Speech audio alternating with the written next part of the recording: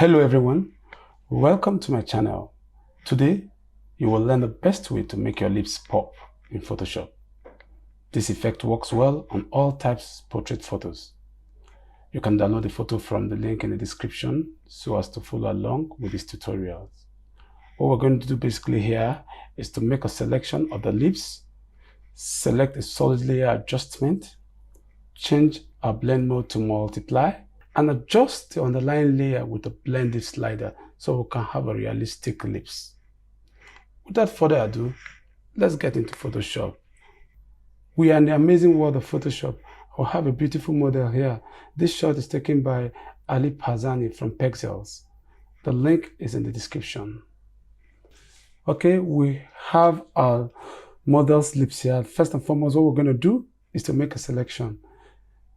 What we do is duplicate by Command G, pressing Command G or Control G, then select the pen tool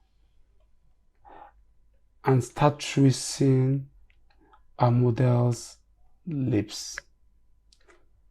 When you're doing that, please be very careful as not to do a rough selection. You take your time.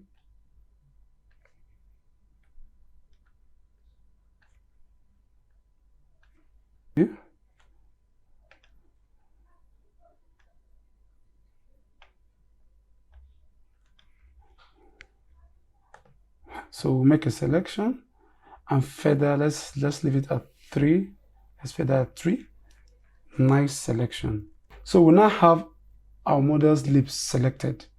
Next we're going to do is to go to our solid layer adjustment and select a solid color layer adjustment. As you can see here, we have our model's lips painted black. So we don't want a dark color. We're looking at a reddish color, something of this kind. All right. You can use any color you want. Whatever suits you, you use that. So I'll be okay with this for this tutorial. We click OK. If we zoom in, we find out that it's just so unrealistic. It doesn't make sense. So what we're going to do here is to change our blend mode to multiply.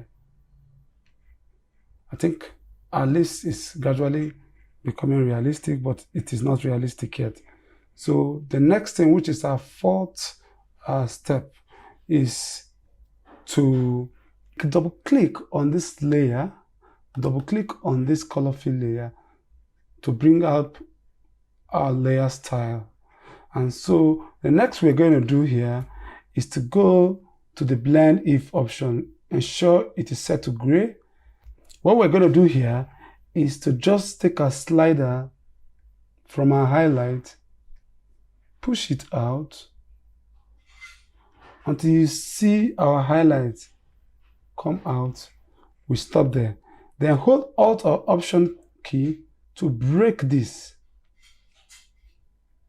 and take it back a bit. Come here. So you tweak it to your own liking, all right? So I want a bit of a highlight to show and just some of it to show. I think I'll be okay with this. You can do whatever you can adjust it to your own liking, as I said earlier on. So we click OK.